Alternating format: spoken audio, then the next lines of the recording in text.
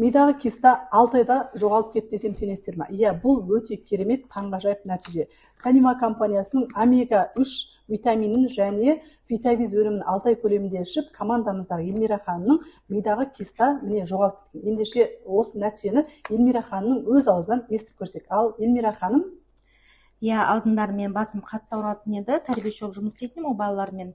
Сол кезде МРТ-ға түскен кезде маған киста бар деп берген болатын. Осын мен 6 ай бойы қыстың күні үзбей іштім, осы фитавизді қосып. Осы 1 ай бұрын МРТ-ға түскен кезде киста жоқ деп берді. Күшті. 3 жерге барып тексерілгенде бар деген, иә, дұрыс па? Иә. Енді қазір қандай? Басыңыз Қазір ауырмай ма? басым бұрындағыдай ондай қатты қысып ауырмайды. Көбінесе осы жағым қатты ауыратын еді, үйіп. Қазір ондай киста сол жақта ма еді? Қай жақта деп белгілеп еді? Осы жақта деген, иә. Ал достар, көрдіңіздер ме, қандай керемет нәтиже?